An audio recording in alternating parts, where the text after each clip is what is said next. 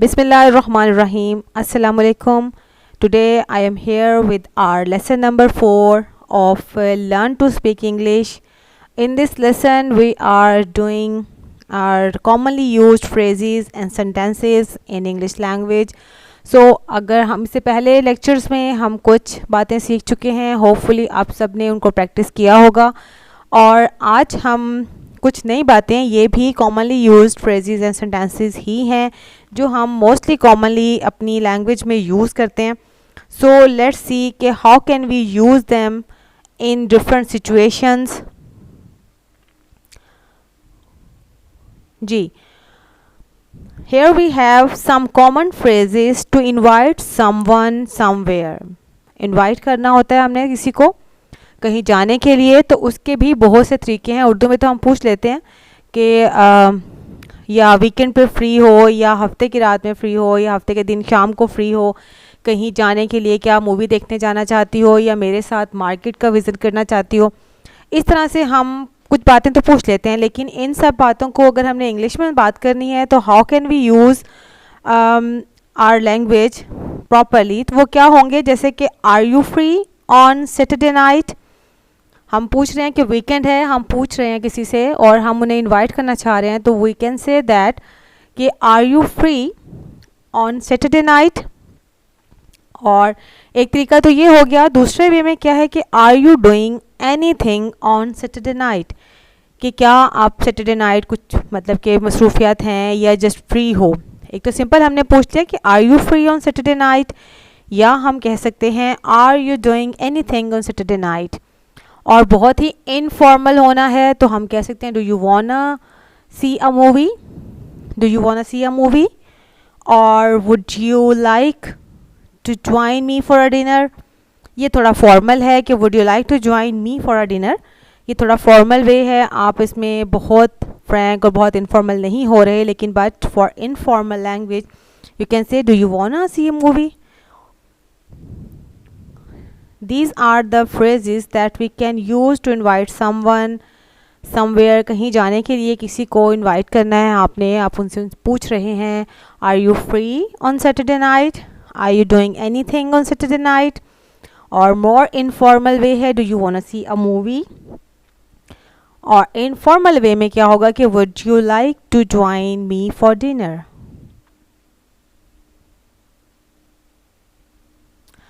Next है most commonly phrases for food और feeling hungry. Means if you are feeling hungry, आपको भूख लग रही है और आप कुछ खाना चाह रहे हैं, तो उसके लिए आप क्या कहेंगे कि आई एम स्टार्विंग.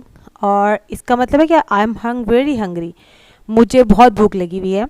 और आप खाने के लिए कुछ पूछ रहे हैं कि जैसे अक्सर कहते हैं आई एम स्टार्विंग, और let's grab a bite to eat, let's grab a bite to eat. You can use any one of these phrases. कोई भी एक फ्रेज़ आप यूज़ कर सकते हैं. ये बिल्कुल ज़रूरी नहीं है कि आप इसमें सारे ही सेंटेंसेस को याद करें. कुछ जो आपको अच्छे लगें, एक या दो उसमें से पिक करें and then use them in your language. और at the time when you feeling hungry, जब आपको भूख लग रही हो, तो इनको प्रैक्टिस करें, इन सेंटेंसेस को बोलें. How about eating out tonight means how about eating out tonight.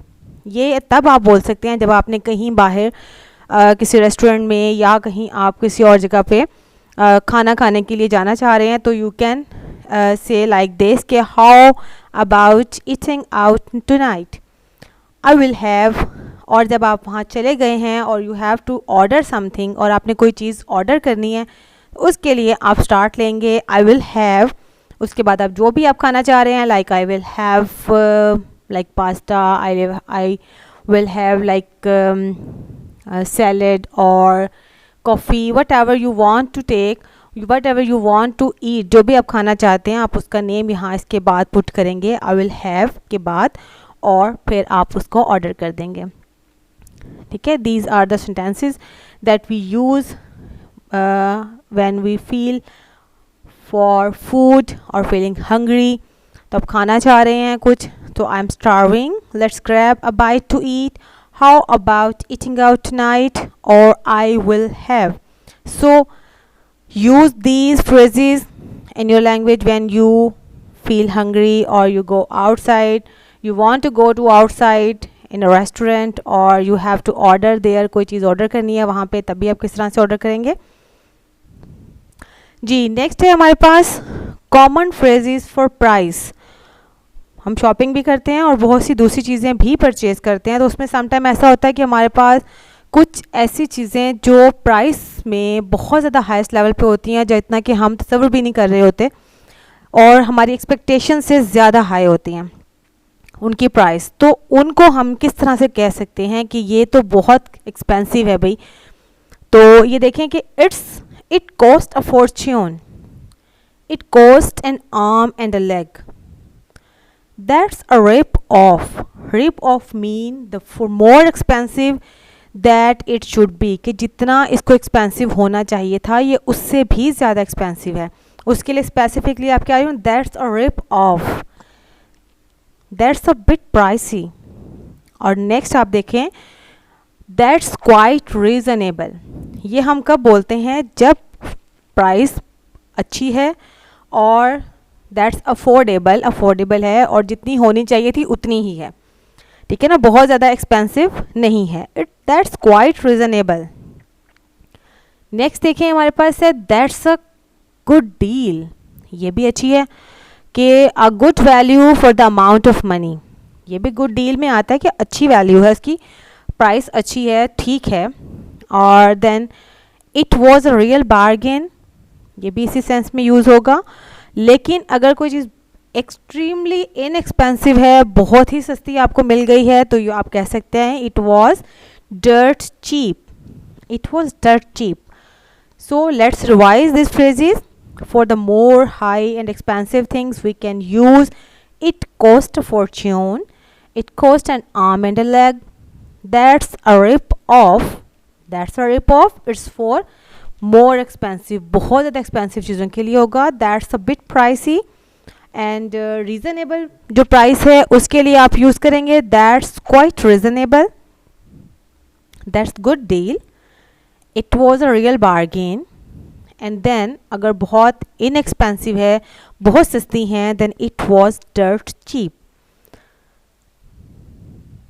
ये नेक्स्ट इज दैट कि आप सर्दी गर्मी का मौसम हम इंजॉय कर रहे होते हैं और अगर बहुत ज़्यादा गर्मी हो तो वैसे तो अपनी उर्दू लैंग्वेज में कॉमनली हम बोल रहे होते हैं कि आज बहुत गर्मी है या आज बहुत सर्दी है, आज मौसम ऐसा है, तो उसके लिए हम कैसे इन डिफरेंट सेंटेंसेस या फ्रेजेस यूज़ कर सकते हैं अकॉर्डिंग टू द वेदर। तो यहाँ हमारे पास हैं commonly used phrases for cold weather.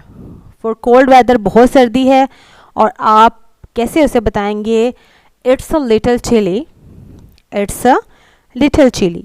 लेकिन अगर बहुत ही ज़्यादा ठंड है, जो कि एक तो नॉर्मली सर्दी होती है ना, जो बर्दाश्त भी हो रही होती है, that's called as it's a little chilly. लेकिन अगर ज़्यादा सर्दी है, जो कि भाप इस तरह से होता है कि सम टाइम हम फ्रीजिंग कंडीशन में होते हैं, हमारे हाथ पाँव ऐसे हो रहे होते हैं जैसे बिल्कुल फ्रीज़ हो रहे होते हैं, जस्ट लाइक आइस, तो उसमें हम क्या कहते हैं, इट्स फ्रीजिंग। उसके लिए एक सेंटेंस हम यूज़ करेंगे, इट्स फ्रीजिंग। ये एक्सट्रीमली कोल्ड के लिए यूज़ होता है, it's freezing. Make sure to bundle up.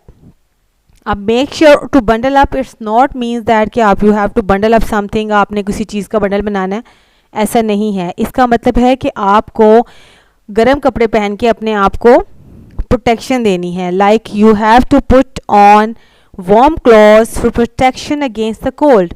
उसके लिए क्या बोलेंगे, make sure to bundle up, make sure to bundle up. और बहुत ज़्यादा सर्दी है तो आप कहेंगे इट्स फ्रीजिंग, इट्स फ्रीजिंग। और नॉर्मली अगर सर्दी है तो it's a little chilly, it's a little chilly. जी नेक्स्ट है commonly phrases for hot weather. सर्दी की बात हमने कर ली कि दैट्स अ लिटिल चिली, सर्दी है, इट्स फ्रीजिंग। तो अब क्या है कि अब हमारे पास ज़रा गर्मी के मौसम को कैसे हम बताएंगे कि ज़रा गर्मी पड़ी है, कैसे होगा। तो इट्स एब्सोल्युटली बॉइलिंग, मीन्स अगर नॉर्मली गर्मी हम कहेंगे इट्स वेरी हॉट टुडे, आज बहुत गर्मी है। लेकिन अगर हम देख रहे हैं कि एक्सट्रीमली हॉट है, बहुत ज़्यादा गर्मी है, तो क्या कहेंगे, इट्स एब्सोल्युटली बॉइलिंग, मीन्स के बॉइलिंग स्टेज पे है, कि अगर कोई बंदा बाहर निकले तो इट्स मीन कि वो ऐसा होगा कि बॉयल ही हो जाए, जो कि आम हॉट वेदर से थोड़ा अपर कंडीशन है। और वाटर देखते हैं ना, वाटर में क्या होता है कि अगर दैट्स हॉट तो वो एक नॉर्मल उसमें आ रहा होता है कि ठीक है गर्म है पानी, लेकिन बॉइलिंग कंडीशन क्या होती है कि वो टू हॉट हो जाता है, बहुत ज़्यादा हॉट हो जाता है, उसके लिए आप कहेंगे इट्स एब्सोल्युटली बॉइलिंग, मतलब कि बहुत शदीद गर्मी है। It's catching hot outside, it's catching hot outside, बहुत झुलसा देने वाली गर्मी है बाहर। सो ये दो फ्रेजेस जो हैं मोस्टली यूज़ होते हैं अपने हॉट वेदर को डिस्क्रिप्शन के लिए। इन सब फ्रेजेस को आप अपनी लैंग्वेज में यूज़ करें।